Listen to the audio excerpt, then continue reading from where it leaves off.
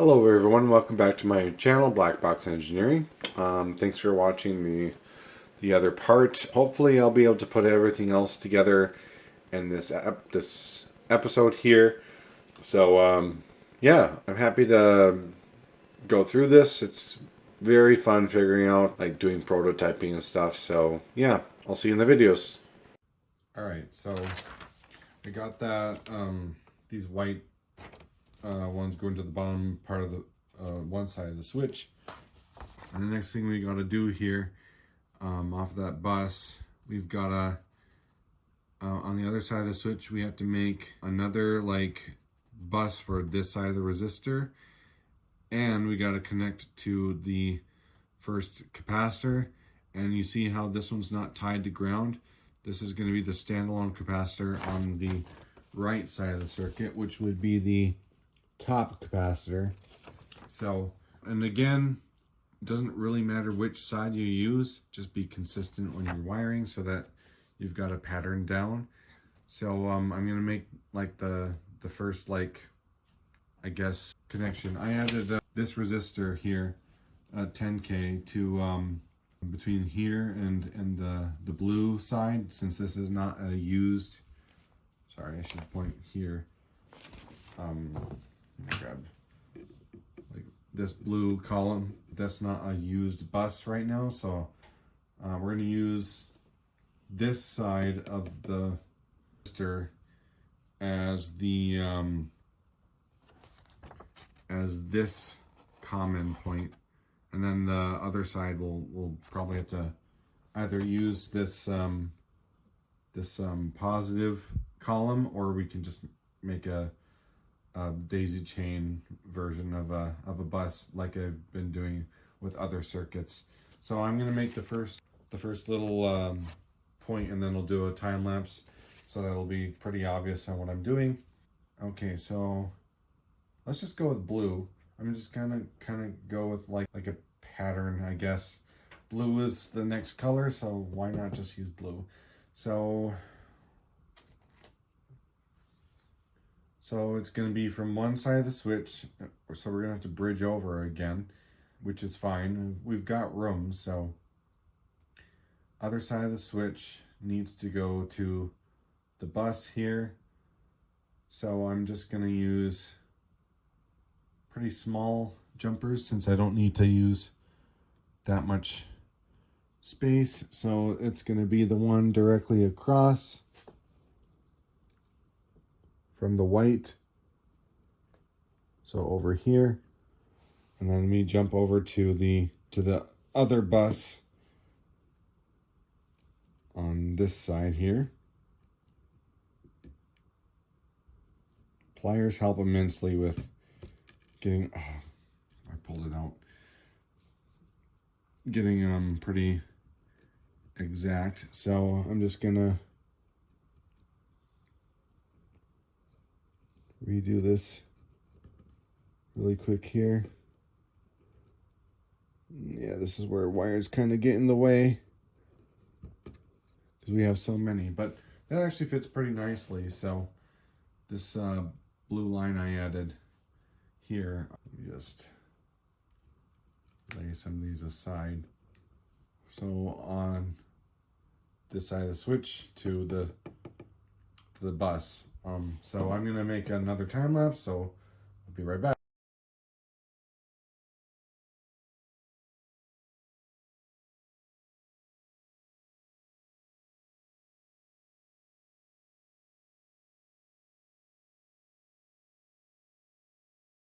Really quick note, make sure that if you like nudge your other wires out of the socket, make sure that it gets back to where it's supposed to be. I miss this all the time, and then I wonder why my circuit doesn't work. I just noticed that this black wire got nudged loose. You will go crazy otherwise. So now I just gotta go from this same bus line to the one side of the capacitor. So I'm just going to use more blue wires to do this. So I put a blue wire over here, and I'm going to go to the top, and I'm going to just do that for every other standalone capacitor for the top one here on one side. And I'm just going to go top, top, top, top all the way down. And I'll make another time lapse.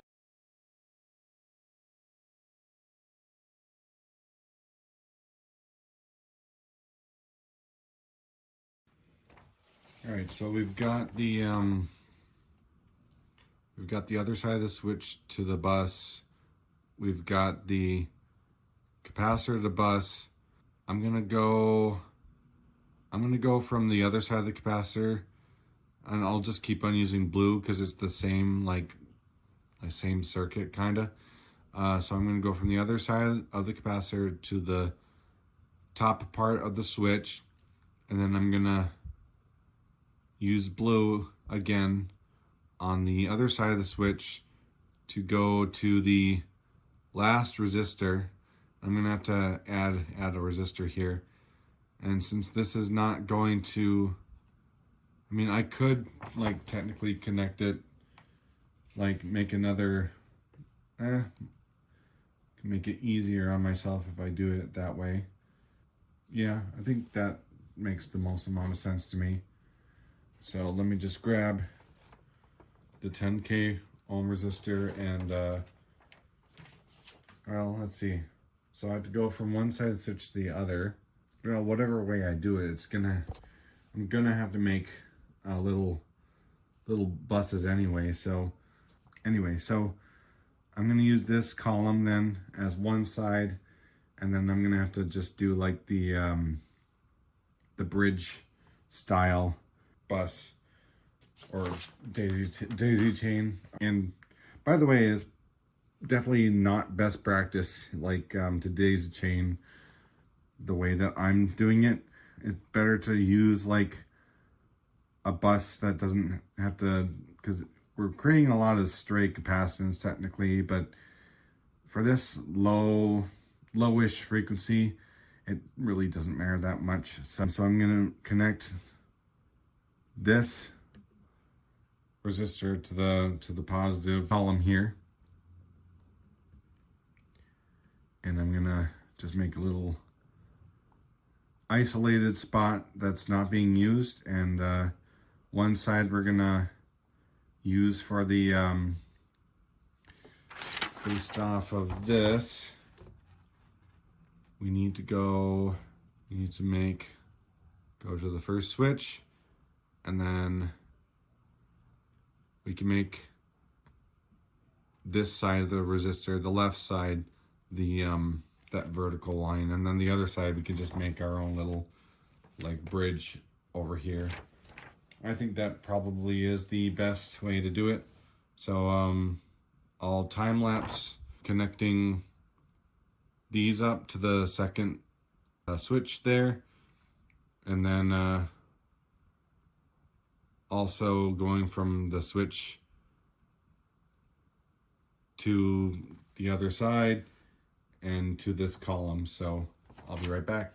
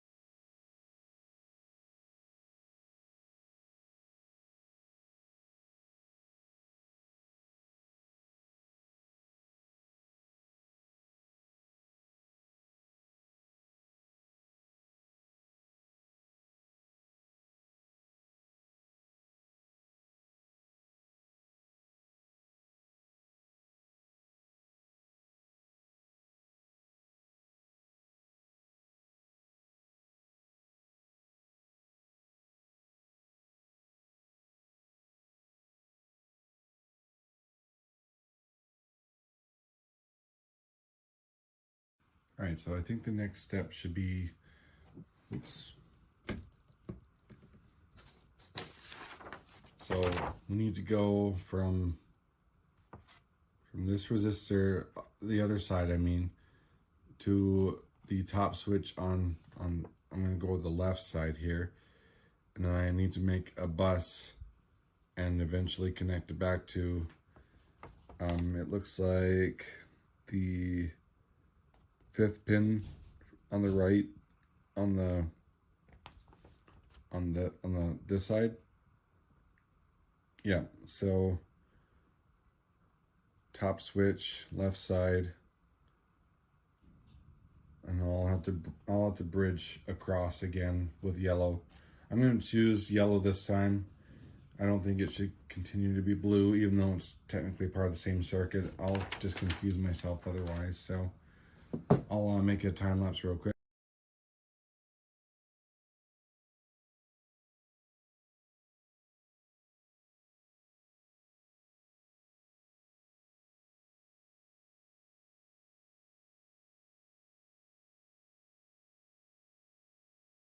Right, so I have to connect the positive side of the second buffer over to the buffer I just made. Sorry, this stupid thing likes to hang on to the bits. So I'm gonna find the closest thing to where I need to go, which is right in the middle. It goes right in the one above the power. Make sure that's 1, 2, 3, 4, 5. Yes. Okay. And then I might as well just use yellow for the jumper.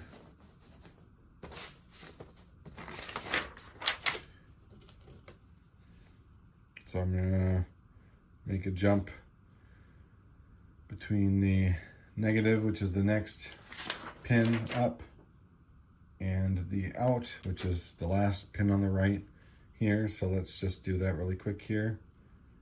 Get these out of the way.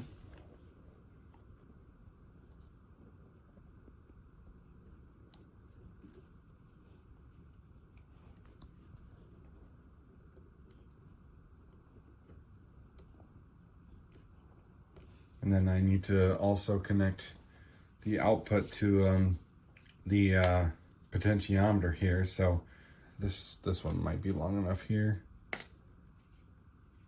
And I split the potentiometer. The top pin's going to ground. The middle pin right there is where I'm gonna send the output. And if I just go from here, man, these wires are a little old. I haven't touched these in a while. Make sure it goes to the output. Now I can actually hook up the audio jack. So I'm just gonna use blue for that. So I'm gonna just put this over here.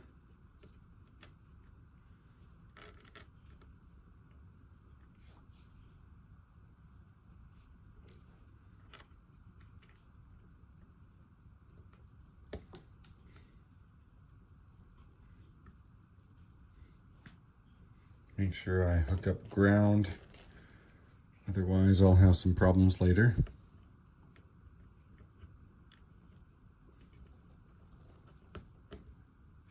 Let me make sure I'm actually making contact with the board here.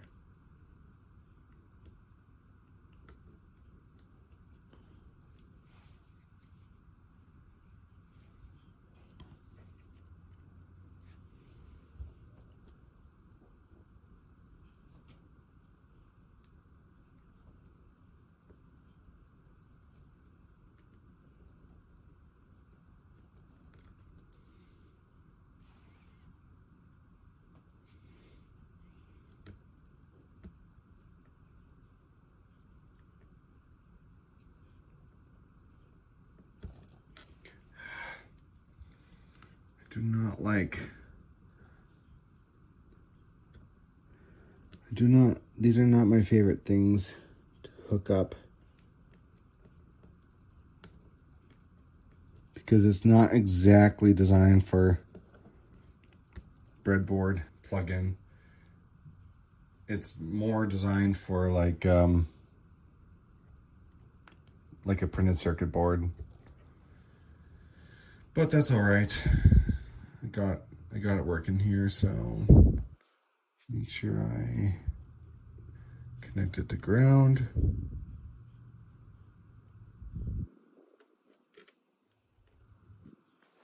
Let me make sure that, okay, I literally just combine these two.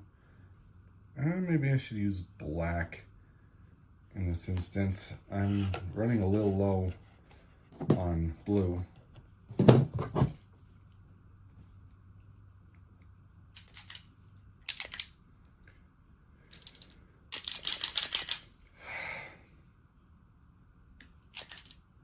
feeling super amazing with the repetitive nature of this, but it's just the way it is.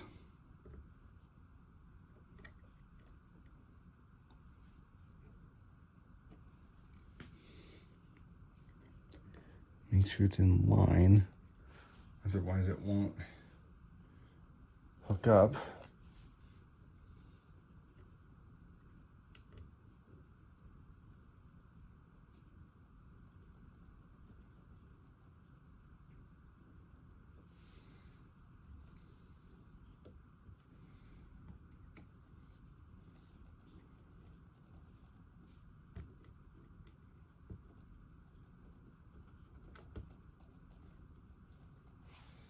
Okay. Make sure that this is squished in. I'm gonna have some audio issues, but okay, so that's the output hooked up there. Now I have to deal with the last couple of buses here. Let me make sure that I've got everything else. Okay.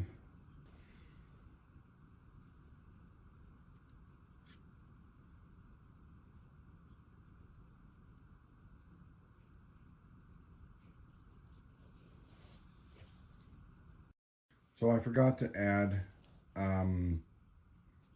my output on the bottom here. The first pin on the right side of the op amp needs to come to the side of the resistor.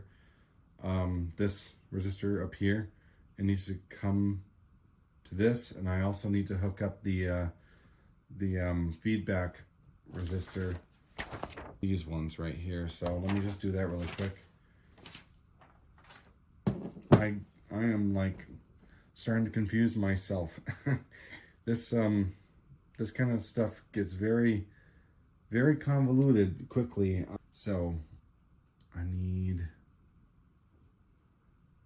let's just use a resistor over here. Straighten these leads, they're bent to crap here. All right, so you got our output.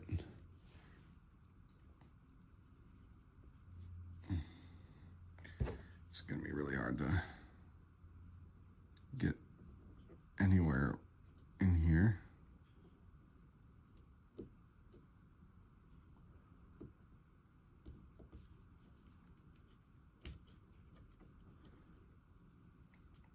Okay, so we've got that.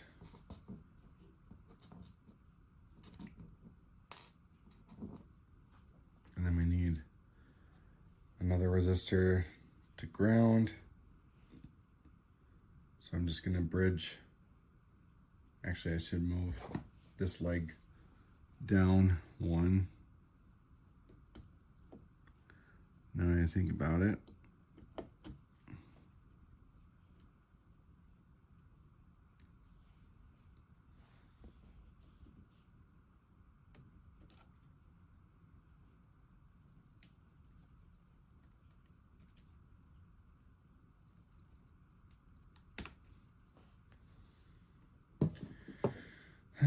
ground.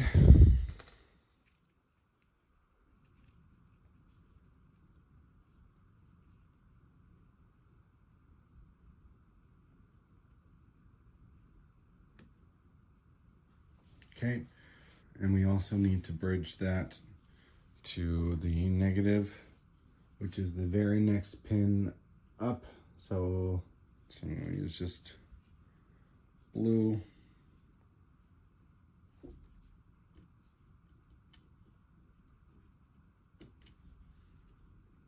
Probably using way more wires than I need to, but I just wish I took a little bit extra notes when I took this apart, but it's fine.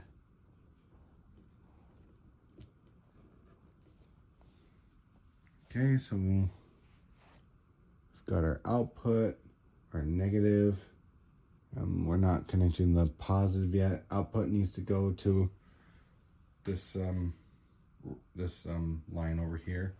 So I'm just going to cut another large blue wire. Got plenty.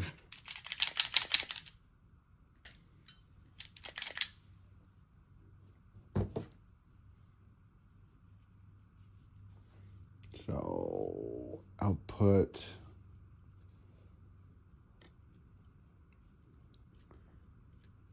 needs to come over to the nearest spot.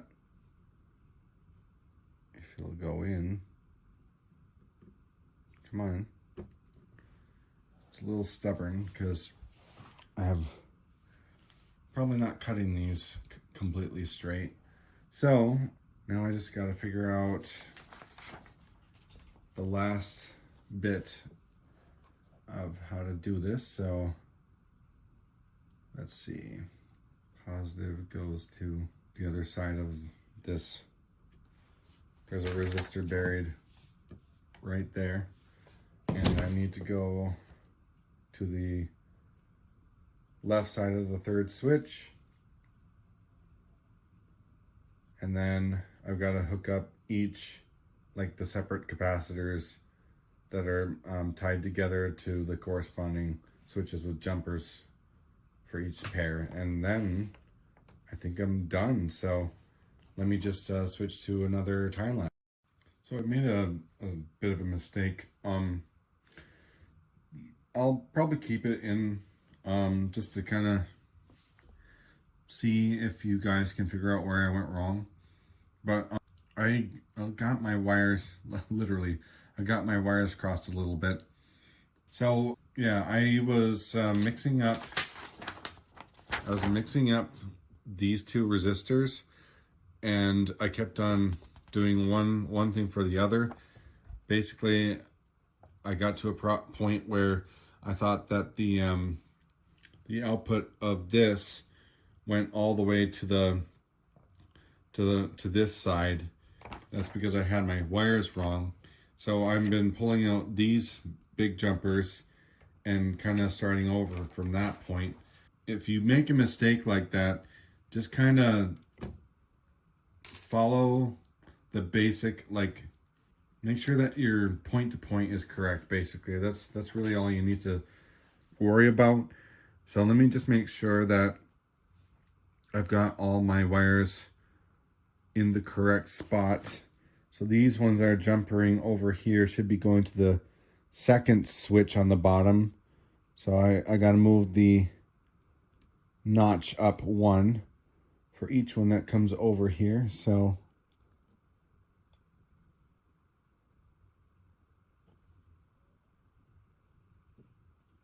that's not correct. Okay, second. It's in the third. Needs to go the second. Yeah, it's really easy to make mistakes like that when you're working with this many wires. So just be aware. That's all you really gotta do.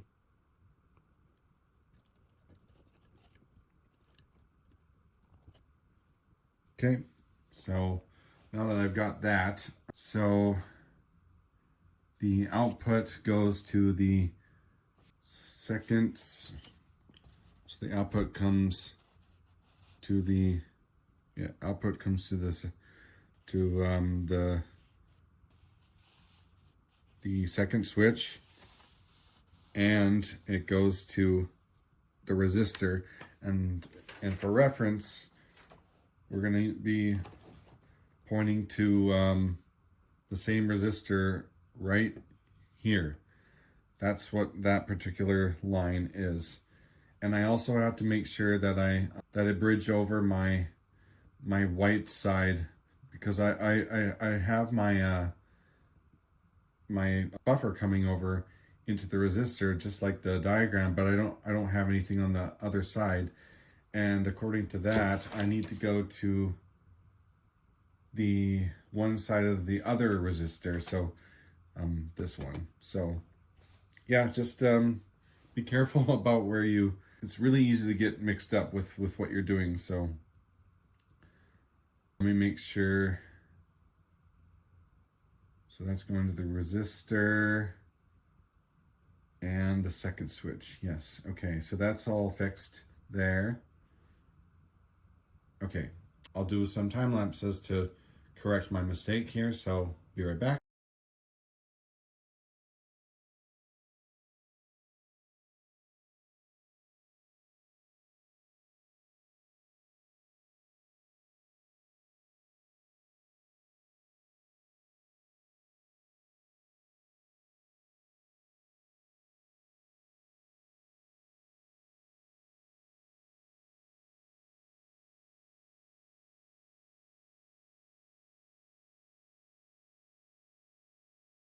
Okay, so I fixed my mistakes there. Hopefully you'll figure it out when you put it together. Just kind of keep a system so that you can figure out how to do it. This really is just kind of helps kind of see how I put together circuits, really. So on breadboards anyway. So the next step I have to do here is I have to add little jumpers across the switch for each bottom first switch, and then just trying to see what the best way to do this is. I'll probably just use one big wire instead of doing this multi thing. So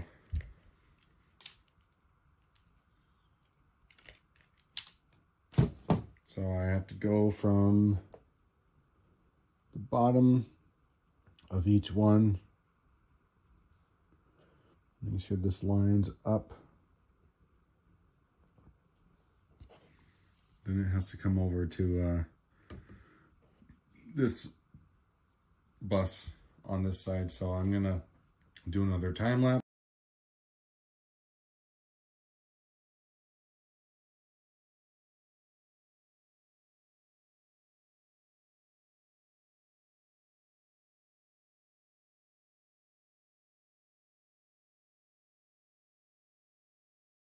All right, so the next step here, I went from the positive third pin on the bottom left of the op amp to this resistor right here.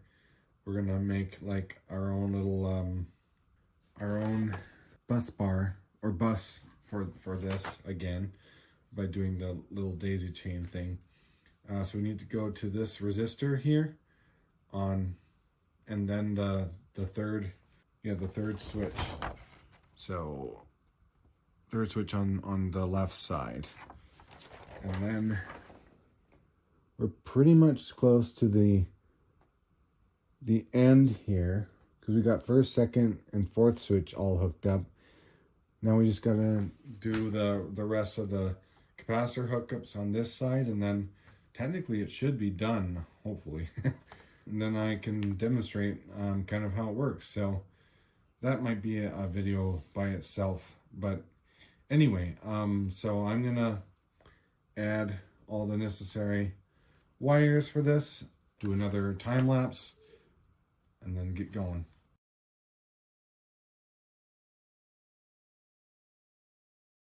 All right, hopefully last step is to connect the other sides of the switch to the other sides of the conjoined capacitors to ground. So I'm just going to use black wire for the first and third switch, going from here to there over and over and over again. So here I go.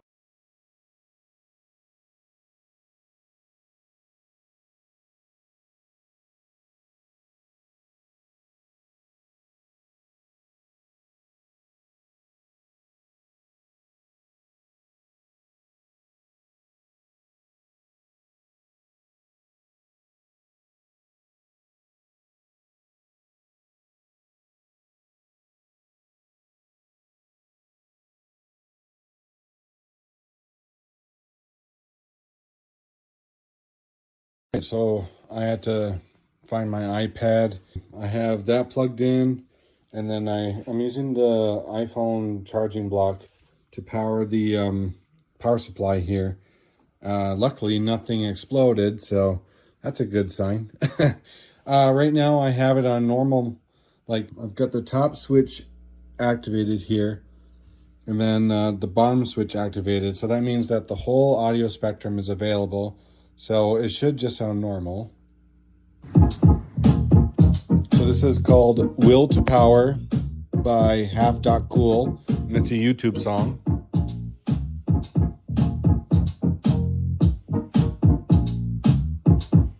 Okay.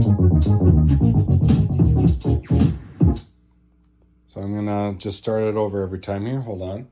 So now I'm gonna turn on the bass range here. Sorry, it's a little poppy when I turn things on and off. What did I knock loose? I knocked loose something. Here, I'm gonna grab my tripod again.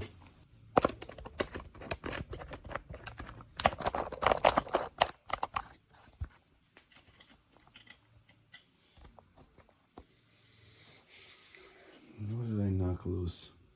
If anything comes loose, it basically glitches out. So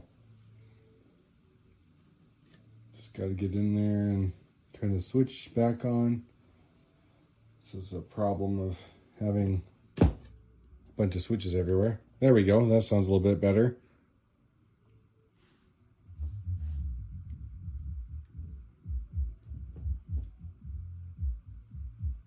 So you won't really hear it too much here, but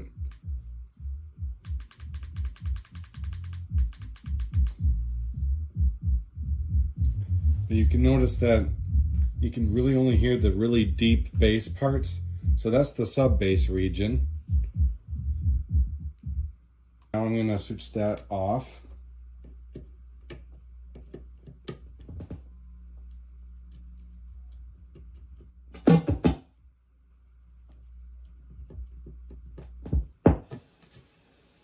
Okay. See if I knocked anything else loose. I don't think so. Okay, so this is bass.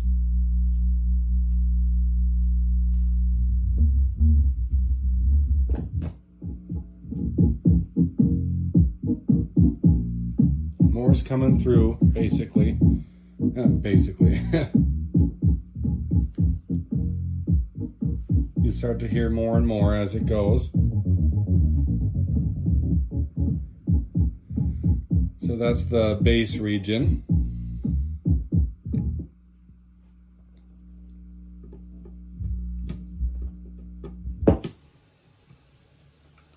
Again, sorry for the weird noise.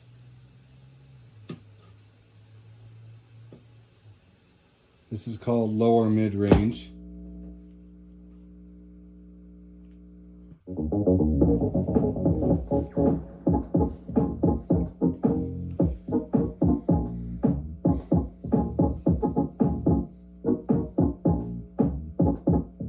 So it's like past bass, so you can't quite hear the booming stuff in the background anymore, but now it's just kind of, it's low, but it's not that low. So, okay, I'm gonna rewind it to the back here. Okay. So I can Okay, so this is called mid-range.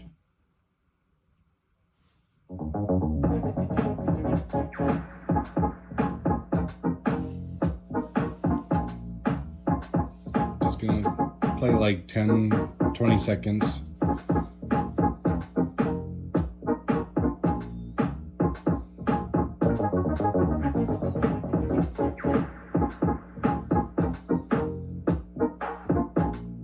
Okay, so that's mid-range. Upper mid-range is next.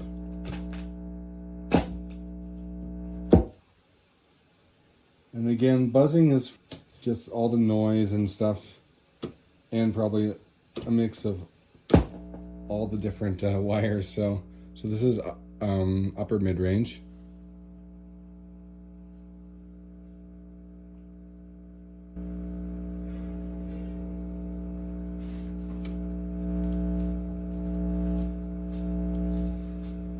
This one's kind of hard to hear.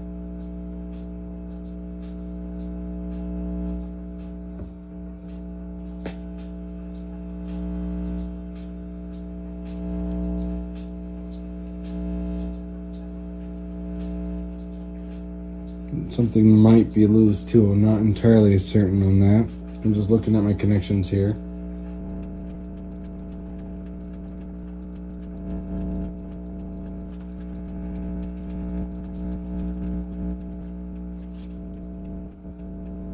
That one just might be low by default. I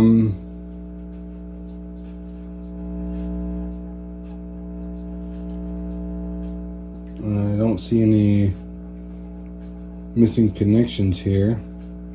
So that one's just really, really quiet. So that one's just, not sure why that one's super quiet, but could just be some kind of, could be missing something there, but anyway, yeah, that one's just really, really low. Not really sure why.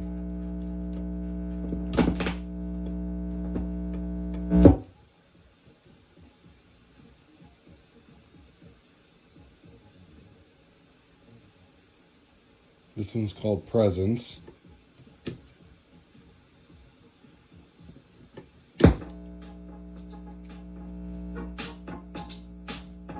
That one's a little bit better.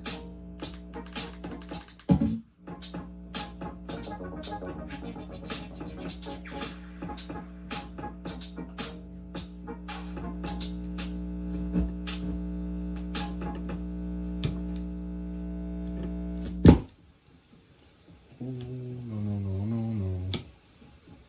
And then this is called Brilliance, the last one.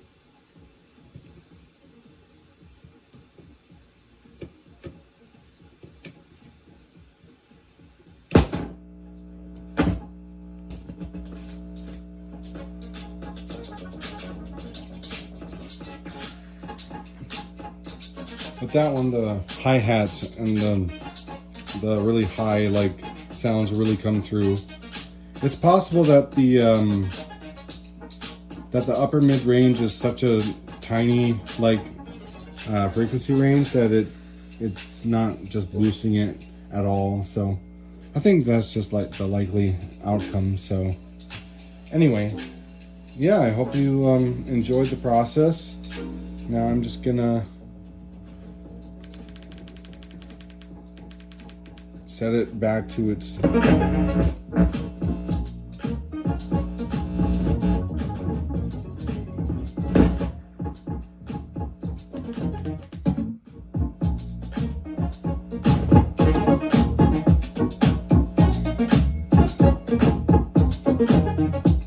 Anyway, thanks for watching.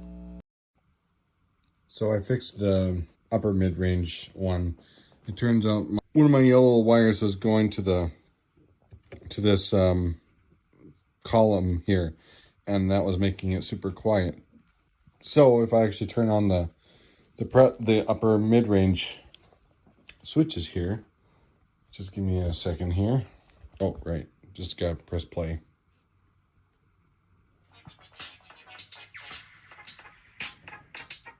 So that's how it's supposed to sound. So anyway, Thanks for watching, and I hope you enjoyed.